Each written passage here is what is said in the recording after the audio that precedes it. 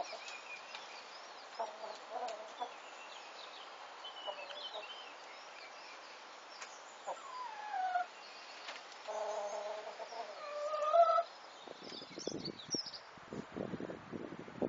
morning everybody, welcome back to my channel. My name's Hazel. I'm coming to you from mid Wales in the United Kingdom. It's a beautiful day here, a beautiful morning sat on the bench. The sun's been shining since first light and I thought I'd come and sit and talk to you for a bit on the bench, let you know what I've been up to. I had a good go at the tree debris yesterday to get rid of all that rubbish and from having the branches cut off the trees, and it's looking a lot better up there now. I've got most of it done, so today I can start replanting a lot of the plants that I took out. I've still got a little bit of sorting to do, still a few branches to cut up and get rid of, so that'll probably take me most of the day today. But hopefully the weather's going to stay nice because it feels like spring finally has sprung after all the miserable grey dark days that we've had. It's nice to be able to sit out in the sun with a nice cup of herbal tea and be able to sit with and talk to you guys. I hope you've enjoyed some of the images that I've shared with you of my garden. The garden's looking a bit bedraggled at the moment. The veg garden especially needs sorting out. Hasn't had much done to it since the winter, since last year. All the winter veg needs clearing away and I still need to start my seeds, which I'm hoping to do in the next day or so, because now the greenhouse is up I can start doing that, so that will be good. Going forward I'm looking to continue with my food forest, so I'm hoping to continue videoing that for you so you can see my progress and see what happens and see what plants I put in. We can see what does well, we can see what doesn't fare well at all, because in Wales I've never grown fruit before. The elderly gentleman that lived here before me, he grew a lot of currant bushes, so I've got them to sort out as well and to get them.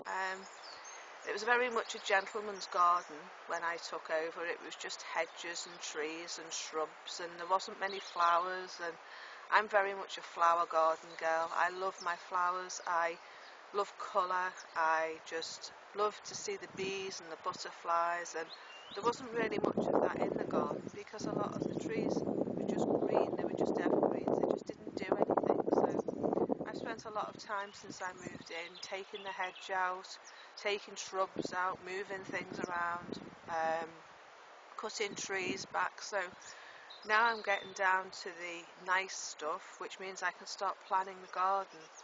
I have to bear in mind very much that it is still a rented house that we live in, but I'm planning the garden as if I'm staying here for the rest of my life. So yeah, I feel as if I'm really planning the heart of my home doing this garden, and in some ways I want to try and carry on in the elderly gentleman's footsteps as well by keeping some of his plants growing and looking healthy, and try and learn what I learnt from him when I was working for him. Not that he taught me a lot, but yeah, still try and do a few of the things that he did, like planting the Jerusalem artichokes every year to give them away to the elderly neighbour. I grow a lot of rhubarb. He had an awful lot. He had about 12 grounds of rhubarb in this garden, so they've all been moved and put together. Yeah, a lot of the hedge had to be taken away, and the greenhouse now is where there was a huge hedge. It was about 2 metres wide and about 5 metres long, and it was boxed and it was horrible and it was gnarly, and yeah, it did have to come out. So it's a lot more workable, this garden now, as a garden that's going to be used a lot. Now the greenhouse is up, I can do a lot more planting myself, a lot more seeds myself, a lot more cuttings myself, and once the polytunnel's up as well, that'll change things again, because I'll be able to grow food all year, hopefully. Because when we do get the sun here, it is very hot sun because there's nothing breaking it up. It's just so open that we get a lot of wind, but we also, when we get the sun, it is very warm, very warm. Even in the winter, round on the yard, in the winter, it's a sun trap and it's lovely.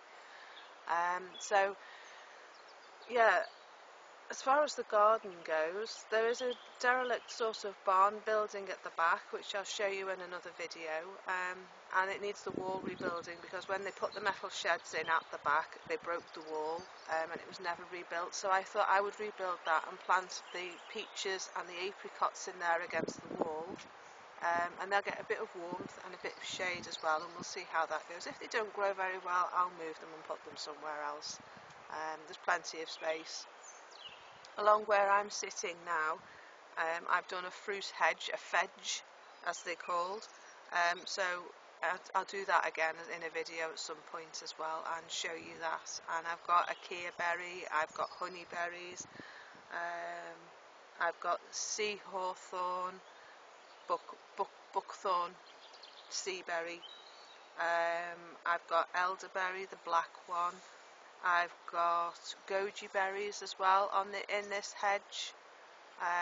The other hedge is mainly honeyberry, and I think there's a couple of buddleia in there as well, so that'll be good for the butterflies and attract the bees, so they'll pollinate that hedge.